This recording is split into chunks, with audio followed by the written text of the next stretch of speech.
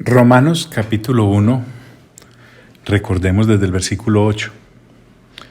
Primeramente doy gracias a mi Dios mediante Jesucristo con respecto a todos vosotros, de que vuestra fe se divulga por todo el mundo.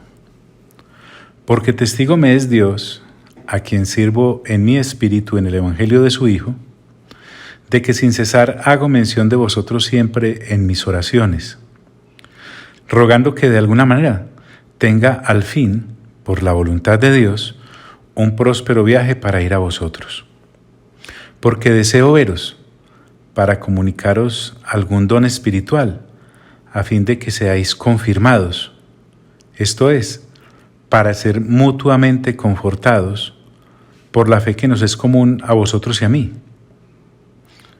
Pero no quiero, hermanos, que ignoréis que muchas veces me he propuesto ir a vosotros, pero hasta ahora he sido estorbado, para tener también entre vosotros algún fruto, como entre los demás gentiles, a griegos y a no griegos, a sabios y a no sabios, soy deudor. Así que, en cuanto a mí, pronto estoy a anunciaros el Evangelio también a vosotros que estáis en Roma, porque no me avergüenzo del Evangelio. Recordemos esas premisas. 1. Porque es poder de Dios para salvación a todo aquel que cree, al judío primeramente y también al griego. 2. Porque en el Evangelio la justicia de Dios se revela por fe y para fe, como está escrito, mas el justo por la fe vivirá. Y 3. Porque la ira de Dios se revela. Y entonces nos dimos a ahondar un poco acerca de este tema de la ira de Dios y por qué en el Evangelio esa ira también se revela. Y lo interesante es desde dónde se revela la ira de Dios.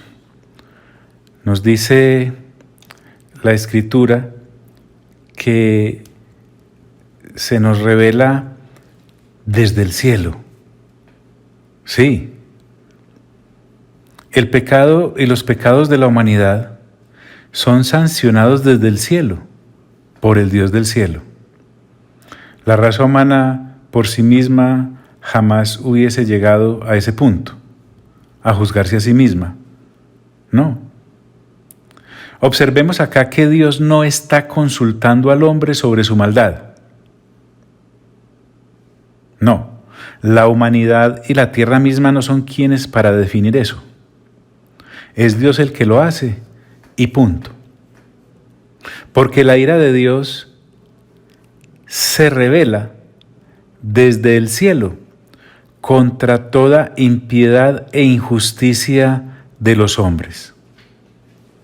Entonces aquí tenemos dentro de esta ira un primer asunto.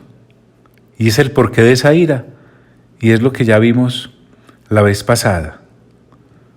Avancemos un poco. Se revela desde el cielo contra toda impiedad e injusticia de los hombres. Contra toda. Permítame, todo lo que la humanidad caída hace y es malo. Hasta la médula. Por eso dice contra toda impiedad. Porque la impiedad se manifiesta en que la criatura comienza a adorarse a sí misma en lugar de adorar al Creador. Leamos el contexto siguiente para que vayamos avanzando desde este versículo 18 en su parte final. Leamos desde el versículo 19 al 23 de este mismo capítulo. Porque lo que de Dios se conoce les es manifiesto, pues Dios se lo manifestó, porque las cosas invisibles de Él, su eterno poder y deidad, se hacen claramente visibles desde la creación del mundo, siendo entendidas por medio de las cosas hechas, de modo que no tienen excusa, pues habiendo conocido a Dios, no le glorificaron como a Dios, ni le dieron gracias, sino que se envanecieron en sus razonamientos, y su necio corazón fue entenebrecido. Profesando ser sabios, se hicieron necios, y cambiaron la gloria del Dios incorruptible en semejanza de hombre corruptible, de aves, de cuadrúpedos y de reptiles. Eso para que tengamos el contexto de lo que iniciaremos hoy. Entonces volvamos al 18. Contra toda impiedad e injusticia de los hombres. La injusticia a la que se refiere acá el apóstol es la perversidad moral y la iniquidad que los hombres despliegan. Sí. Miremos más aún el contexto, vamos más allá. Te leí del versículo 23 hasta el versículo 23, ahora permíteme leerte hasta el 32 para que tengamos todo el bagaje. Entonces la injusticia sería lo siguiente, versículo 24. Por lo cual también Dios los entregó a la inmundicia en las concupiscencias de sus corazones, de modo que deshonraron entre sí sus propios cuerpos, ya que cambiaron la verdad de Dios por la mentira, honrando y dando culto a las criaturas antes que al Creador, el cual es bendito por los siglos. Amén. Por esto, Dios los entregó a pasiones vergonzosas, pues aún sus mujeres cambiaron el uso natural por el que es contra naturaleza, y de igual modo también los hombres, dejando el uso natural de la mujer, se encendieron en lascivias unos con otros, cometiendo hechos vergonzosos hombres con hombres, y recibiendo en sí mismos la retribución debida a su extravío. Y como ellos no aprobaron tener en cuenta a Dios, Dios los entregó a una mente reprobada, para hacer cosas que no convienen, estando atestados de toda injusticia, fornicación, perversidad, avaricia, maldad, llenos de envidia, homicidios, contiendas, engaños y malignidades, murmuradores, detractores, aborrecedores de Dios, injuriosos, soberbios, altivos, inventores de males, desobedientes a los padres, necios, desleales, sin afecto natural, implacables, sin misericordia, quienes habiendo entendido el juicio de Dios, que los que practican tales cosas son dignos de muerte, no solo las hacen, sino que también se complacen con los que las practican. Entonces recordemos pues que el versículo 18 nos dice que la ira de Dios se revela desde el cielo contra toda impiedad e injusticia de los hombres. Y aquí hay algo interesante. La impiedad y la injusticia son conductas desplegadas por los hombres, caídos, sumidos en pecado y que cometen pecados. La impiedad y la injusticia constituyen un dúo, que son dos pecados inseparables. Expresan la testarudez, la tosudez, lo cabezaduras, que son los hombres impíos. Entonces, por eso es que la humanidad es sancionada con la ira de Dios desde el cielo, porque Él está irado contra toda impiedad e injusticia que los hombres despliegan, porque con esa impiedad y con esa injusticia detienen con injusticia la verdad. Esa palabra detener implica que impiden, que estorban, y detienen con injusticia porque la injusticia se califica como su perniciosa actividad pecaminosa. ¿Y qué detienen con este obrar? La verdad. ¿Cuál verdad? Inmediatamente se pregunta uno. ¿Cuál verdad detienen? Pues eso es lo que el apóstol se va a dedicar a demostrarnos en los siguientes versículos, hasta el capítulo 3, versículo 20. Es la verdad la que con su conducta y naturaleza caída frenan y detienen. Es una verdad que, como vamos a ver, es manifiesta, pero por la impiedad misma que despliegan y por la injusticia misma que realizan, no permiten que esa verdad obre y cumpla su propósito sobre ellos. Ahora el apóstol va a entrar, luego de hablarnos de esta ira, que es manifiesta, en otro tema bien interesante, y es en qué constituye ese pecado, porque es que necesitamos que nos expliquen bien, porque a veces tenemos una noción muy superficial acerca de lo que Dios ha hecho por y con la humanidad. El apóstol continúa diciendo, porque lo que de Dios se conoce les es manifiesto. Permítanme unas palabras. Pablo va a usar la dialéctica de los estrados judiciales, en donde se exponen unos argumentos con pruebas que demuestran la culpa del reo. Y llevarán al juez entonces a dictar una sentencia, en este caso, justa y merecida, porque nuestro juez, que es Dios, es justo. Pero lo interesante en esta situación es que a la vez, quien es el juez del ser humano caído, se va a disponer a darle un perdón inmerecido. El hombre recibirá un perdón inmerecido, porque lo que merecía era la muerte, pero el delito que ha cometido no puede quedar impune. Por lo tanto, alguien deberá pagar para cumplir con el castigo por la humanidad, ese castigo merecido. Y entonces a la vez, ese pago va a resarcir a Dios, quien es directamente el leccionado con esa conducta pecaminosa de los hombres, porque a veces pensamos que somos nosotros los que nos estamos lesionando nosotros mismos, pero es que aquí hay un delito grande de la humanidad contra la santidad de Dios, su santidad absoluta, una santidad ofendida por la criatura impertinente en que el hombre se convirtió al caer y al desobedecer y al ir por sus propios vanos caminos, ser impertinente y soberbio en el que se constituyó por su misma desobediencia. Ahora, al proclamar la ira de Dios, el apóstol Pablo, como lo vimos en versículos anteriores, nos ha hecho conscientes de por qué el hombre es culpable y cuál es su culpa. Ha responsabilizado a la raza humana y la lleva a entender su justa condena.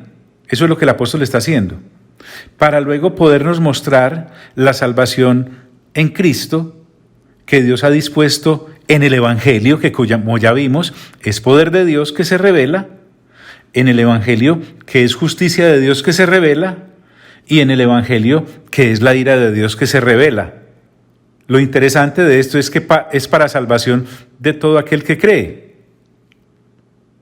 Y como ya vimos, será condenación para el que rechace esa salvación. Entonces, el condenado podrá ser consciente de su pecado y de su condena, y además podrá echar mano de la gracia inmerecida para escapar de la muerte eterna de su yo justa por la conducta que ha desplegado. En otras palabras, no basta saber que tal ayuda está disponible. El hombre necesita estar convencido de que la necesita desesperadamente. Entonces mira que este asunto de la salvación y de la redención y de la justificación y de la santificación y de la glorificación son cosas a las cuales debemos nosotros dedicarnos para medio entender la magnitud de todo esto. Entonces, en el versículo 18 el apóstol Pablo, dándonos una explicación para que medio entendamos el por qué, cuál es la razón de la ira de Dios, va a pasar también a ilustrarnos en un segundo asunto, en un segundo tema, y es en qué consiste ese pecado original del hombre como tal. Y por eso en el versículo 19 él dice, porque lo que de Dios se conoce les es manifiesto. Ese porque que de Dios se conoce ya es suficientemente claro, y si no, por favor, vuelve atrás. Ese porque lo que de Dios se conoce significa que Dios se ha dado a conocer. Aquí no estamos ante un Dios desconocido que reclama un lugar que no tiene. No, aquí estamos frente a un Dios, que es conocido porque al hombre se lo ha manifestado y que no tiene que reclamar un lugar que no tiene porque es de Él y solo para Él. El asunto con la humanidad es lo que el apóstol dice a continuación, porque lo que de Dios se conoce les es manifiesto. El hombre en su soberbia decaído puede decir, no lo conozco, pero es que el asunto aquí va más allá. El asunto es que para poder conocer a Dios hay que conocerlo como Él ha decidido que le conozcamos. No a mi antojo, a mi manera. ¿Recuerdan la expresión? Tal vez algunos la hemos dicho ignorantemente en el pasado. Yo tengo a Dios a mi manera. Oh, pero qué soberbia. Ignorancia supina. Cuando dice les es manifiesto, quiere significar que Dios es manifiesto dentro de ellos mismos. Es más, el hombre ni siquiera tendría que ir a buscar en la naturaleza creada, sino que él mismo tendría dentro de sí mismo la evidencia de que Dios es Dios, porque su propia conciencia se lo revela. Permítame avanzar un poco. Porque lo que de Dios se conoce les es manifiesto, pues Dios se lo manifestó. Aquí hay algo interesante. Dios, repito, es el que se ha dado a conocer. No fue el hombre el que decidió conocer a Dios. Él inició la labor para ser conocido por sus criaturas. A ver, John, desmenúceme. Ahí vamos, intentemos. Versículo 20. Porque las cosas invisibles de Él, ojo pues, vamos a mirar que las cosas invisibles de Dios, las que no vemos, se hacen visibles a través de las cosas que sí vemos. Es decir, podemos percibir las cosas invisibles de Dios a través de las cosas visibles que sí tenemos de Él. Veamos, por ejemplo, cuáles. Versículo 20, lo repito. Porque las cosas invisibles de Él, ahí vienen, su eterno poder y deidad. Despacio. Es decir, lo eterno de Dios es invisible, pero gracias a Él mismo, a Dios, podemos percibir su eternidad conociendo nuestra temporalidad. Es decir, desde la conciencia de nuestra temporalidad, de saber que somos finitos, podemos entender entonces su eternidad, ya que todo lo que emana de Él es eterno. En este caso, Pablo dice, algo invisible de Dios es su eternidad, pero se hace visible, lo que nos está dando a entender, a través de nuestra propia limitación, a través de nuestra propia temporalidad. Avancemos un poco y podemos observar más. Él dice, porque las cosas invisibles de Él, su eterno poder y deidad. La deidad, entonces, es otra de las cosas invisibles de Dios que pueden ser percibidas a través de lo visible de Él. Su eterno poder y deidad. ¿A qué se refiere con el poder? Ese poder nos da a entender que todo lo creado depende de un poder y que gracias a ese poder existe.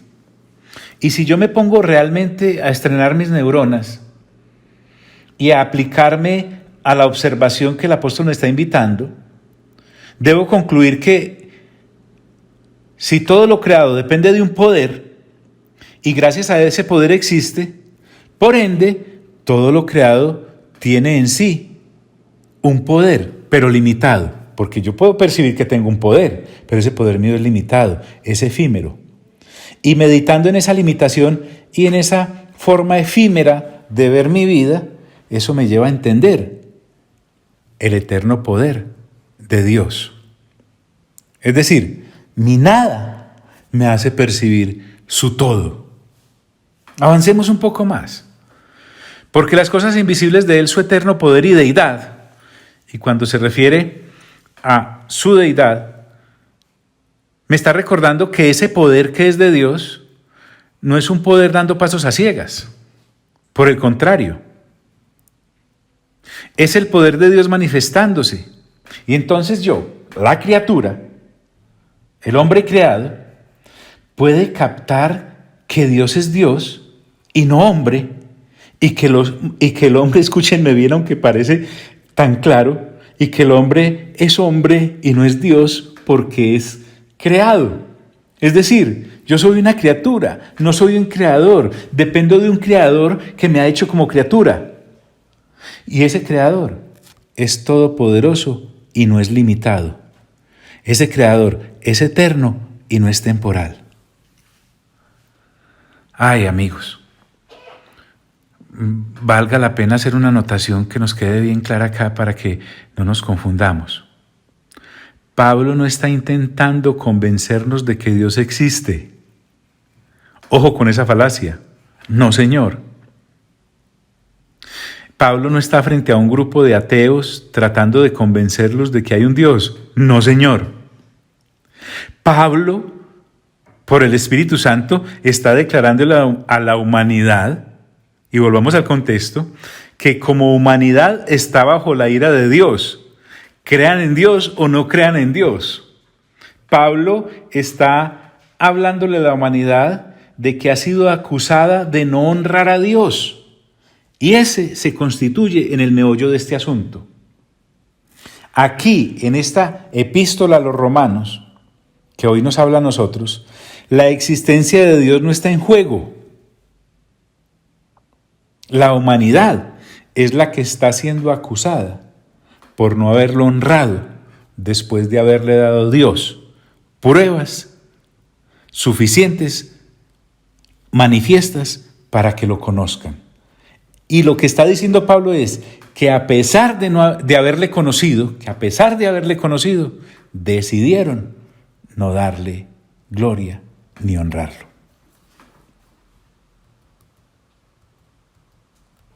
Porque lo que de Dios se conoce les es manifiesto, pues Dios se lo manifestó, porque las cosas invisibles de Él, su eterno poder y deidad, se hacen claramente visibles desde la creación del mundo.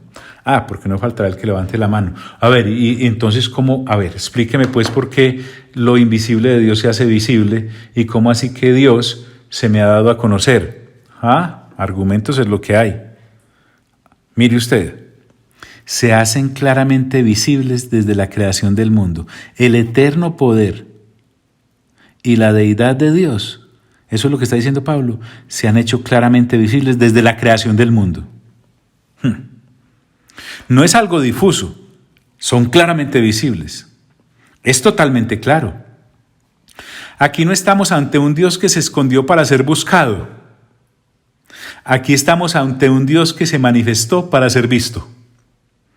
Él no está jugando a las escondidas con la humanidad, a ver si a tientas lo encuentra. No.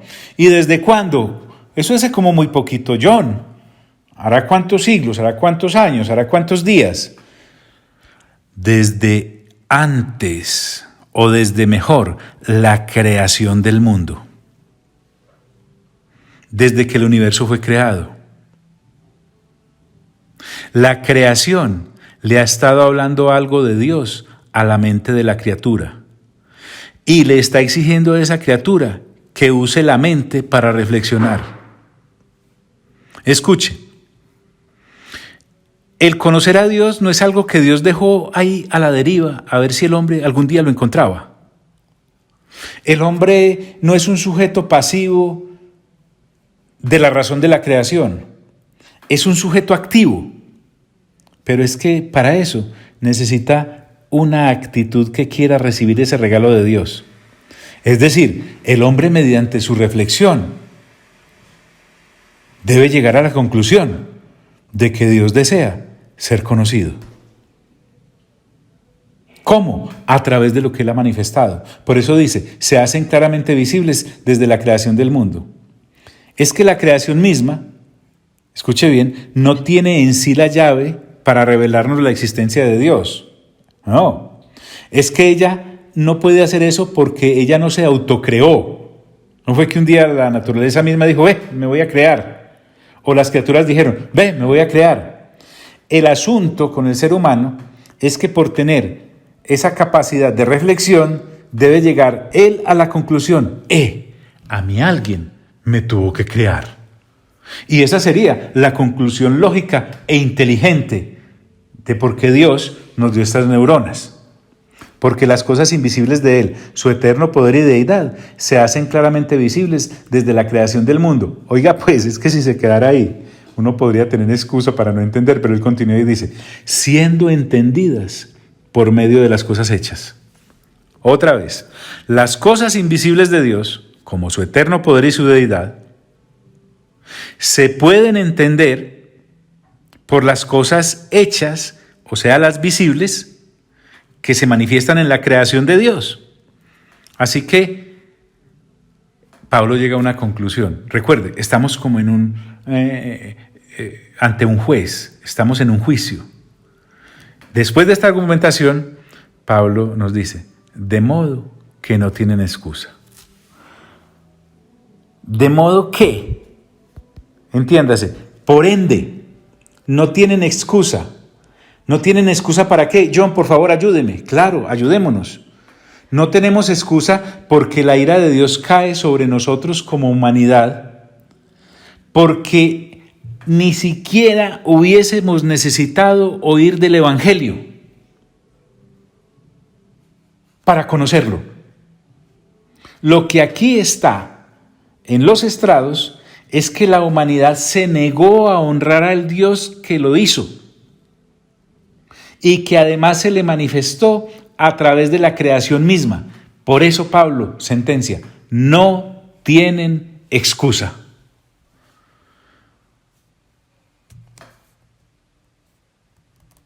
Sí, me quedé callado para que tome forma en nuestro pensamiento el argumento. Leo desde el versículo 20 nuevamente. Porque las cosas invisibles de Él, su eterno poder y deidad, se hacen claramente visibles desde la creación del mundo, siendo entendidas por medio de las cosas hechas, de modo que no tienen excusa. Y aquí viene, cosa no para. Pues habiendo conocido a Dios, otra vez, el ser humano se levanta y dice, ¿cómo así que conozco a Dios? Yo no conozco a Dios. Eso cree usted. Pero resulta que Pablo me acaba de argumentar que la humanidad ha conocido a Dios a través de lo creado, porque Él a través de lo creado se ha dado a conocer. Por eso no van a poder tener la excusa dentro de este juicio a decir, no le conocemos. Sin embargo, aunque esta excusa no es excusa, es la que el ser humano esgrime. No lo conozco. Pablo me está demostrando que sí lo conozco. Pues habiendo conocido a Dios, viene otra vez el hombre cuesta abajo en su rodada. No le glorificaron como a Dios. Es decir, el hombre como criatura, después de haber reflexionado acerca de que Dios se ha dejado conocer, su acto siguiente debió haber sido postrarse ante su Creador y darle la honra y la gloria como ser supremo que es. Pero sabe, mi amigo y mi amiga, el ser humano no lo hizo. Por el contrario, el ser humano decidió hacer algo más necio aún. Decidió adorarse a sí mismo. Decidió envanecerse en sí mismo. Decidió pensar que Él es el centro de todo.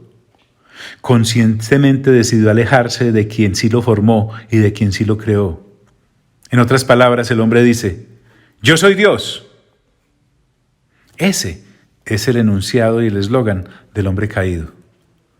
Pues habiendo conocido a Dios, no le glorificaron como a Dios. Y observe, ni le dieron gracias. Permítame ahondar. Negándose el ser humano caído a reconocer a Dios como su Señor, a pesar de saber de la existencia de su Creador, el hombre entonces decide maravillarse neciamente en sí mismo y no le da las gracias al que lo creó. Esto en sí ya es una prueba irrefutable de su necedad. El hombre entonces se autoerige en el principio y en el fin de él mismo, en la razón de ser de él mismo. Y esa es la conducta que lo incrimina. Ese es el pecado del hombre. El gozo que se experimenta al darle la gloria y las gracias a Dios se pierde y se cambia por un remedo de culto a sí mismo, una religión mamarracha en torno a sí mismo. El hombre pierde ahí su verdadera razón de existir, que es alabar y adorar a Dios. ¿Y sabe qué hace? Neciamente corre en pos de su autofalsedad, de su automentira. Permítame resumirlo en 4 palabras. Es un estado miserable. Pues habiendo conocido a Dios, no le glorificaron como a Dios, ni le dieron gracias. ¿Y entonces qué hizo el hombre, John? Para que quede más claro. Sino que se envanecieron en sus razonamientos. ¿Sino qué? Ojo pues, después de desplegar todo lo que acabamos de escuchar, el hombre sigue y se envanece en sus razonamientos. Al perder el rumbo de su razón de ser y de existir, ahora veamos a lo que el hombre caído, la humanidad caída, dedica su vida vacía y sin sentido. Hay que llenar el espacio con algo. Nos dice que se envanecieron. Esta vanidad me recuerda que lo que el hombre comienza a hacer es sin ningún contenido puro. Su esquema de pensamiento está vacío, es hueco, sino que se envanecieron en sus razonamientos.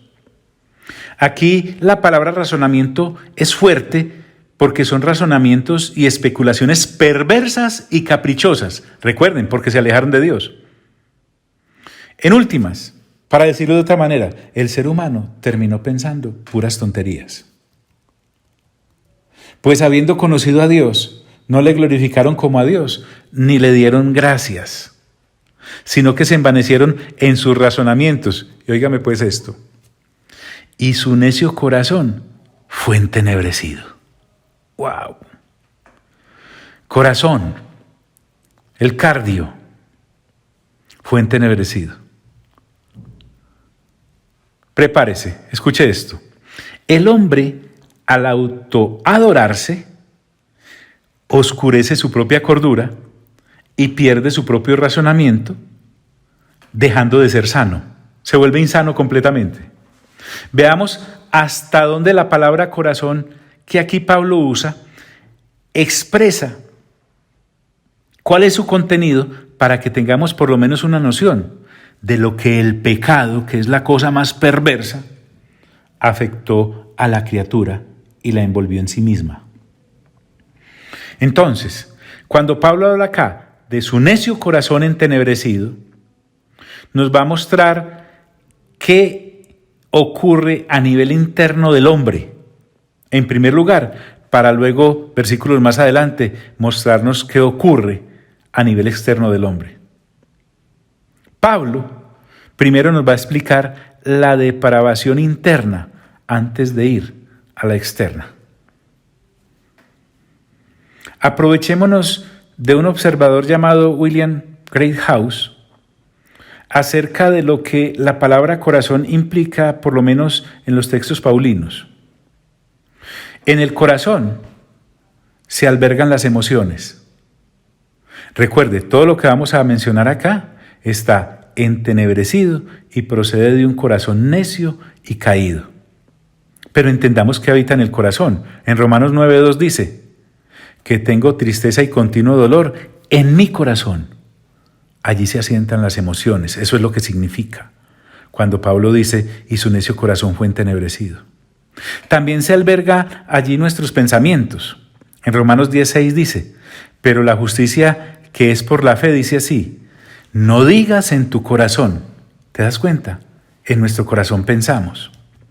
La palabra corazón en los textos paulinos también implica el accionar de nuestra voluntad. Dice 1 Corintios, capítulo 4, versículo 5.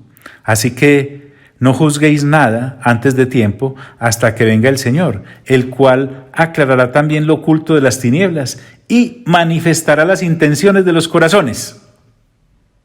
¿Ves? Allí en el corazón, entonces, está significando Pablo también nuestros actos de voluntad. ¿Cómo así que la voluntad? Sí, mire acá otro ejemplo, en 1 Corintios 7:37. Pero el que está firme en su corazón, sin tener necesidad, sino que es dueño de su propia voluntad y ha resuelto en su corazón guardar, y así despliega Pablo en la palabra corazón todo lo que realmente fue afectado bajo esta frase, y su necio corazón fue entenebrecido. El corazón también me habla de mi ser interior. Dice Romanos 2:29. Sino que es judío el que lo es en el interior, y la circuncisión es la del corazón, en espíritu, no en letra. ¿Te das cuenta? Mi ser interno. A eso es lo que Pablo me dice. También se corrompió con un corazón entenebrecido. Y en el 8:27 de Romanos, hablando también de nuestro ser interior, dice, mas el que escudriña los corazones sabe cuál es la intención del Espíritu. Y entonces, aquí podemos entender que cuando Pablo dice, sino que se envanecieron en su razonamiento y su necio corazón fue entenebrecido, me está hablando de las consecuencias tan graves del pecado que el hombre ha cometido contra Dios al no darle la honra y la gloria. Uy, John, no me asuste. Susto. Lo que deberíamos estar era gritando de terror. Porque es que a veces nos circunscribimos a pensar que acercarnos a Dios es simplemente hacer una oración de entrega en la que pareciera que yo llego hasta la batuta, como si le estuviera dando permiso a Dios de que pueda salvarme. No, aquí estamos encontrando un apóstol Pablo que nos está enseñando la urgencia que el ser humano caído tenía de reconocer por qué necesitaba ser salvo, para poder entonces volver al inicio, para tratar de cumplir el propósito para el cual Dios nos está llamando.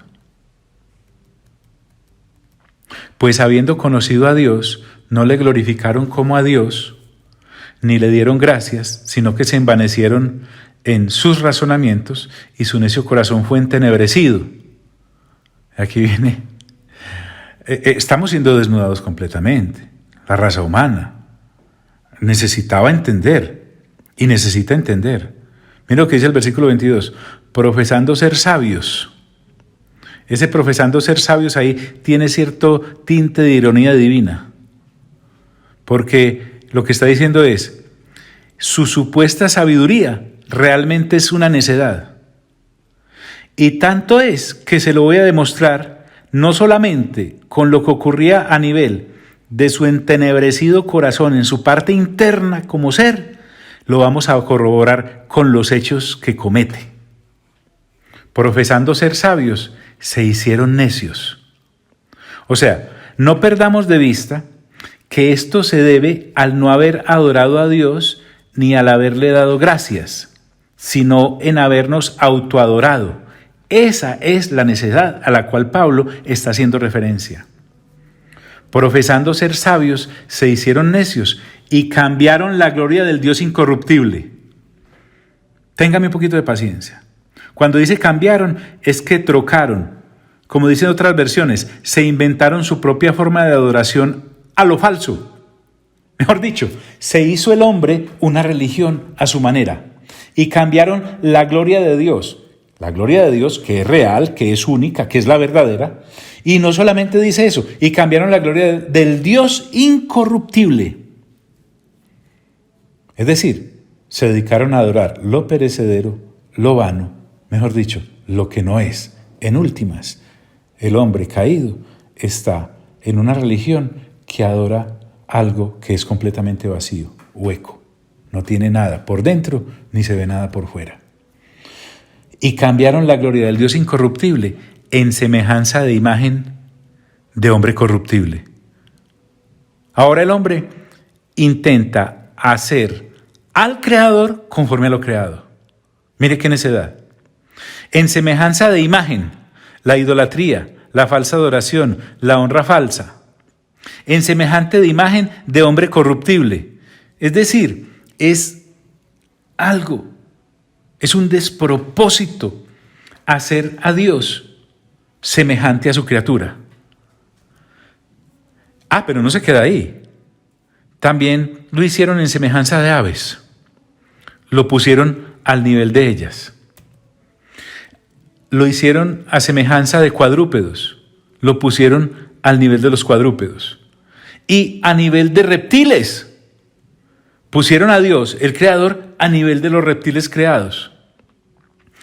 Ahora, quiero cerrar por hoy dejándote esta reflexión. Tan culpable será el hombre de toda culpabilidad, que aquí tenemos semejanzas de reptiles, semejanzas de cuadrúpedos y semejanzas de aves. Lo que me parece a mí tenaz es que desde luego a un reptil, a un cuadrúpedo o a una ave jamás se le ocurrió a ellos mismos hacer a su creador a su semejanza. Pero el hombre decidió que así era, en su locura y en su necedad. Lo que no se le ocurre a las aves, a los cuadrúpedos o a los reptiles, se le ocurre al hombre caído, necio, entenebrecido, que se ufana de su supuesta sabiduría. Pablo entonces, hasta este punto, nos lleva a ser conscientes de la necedad del hombre caído en toda su extensión. Yo te animaría a que por favor vuelvas al principio de este mensaje y lo escuchemos nuevamente varias veces antes de seguir al versículo 24, porque estamos asistiendo a esta, permítame expresarlo así nuevamente, dialéctica del apóstol Pablo para mostrarnos por qué el Evangelio es poder de Dios para salvación, es justicia de Dios, es ira de Dios, y por qué el hombre urgentemente necesita quien le salve. Amado Padre Celestial, a ti sea toda la gloria. Amado Señor Jesús, a ti sea toda la honra. Amado Espíritu Santo, a ti sea todo el honor. Y a los tres, por los siglos de los siglos de los siglos. Amén.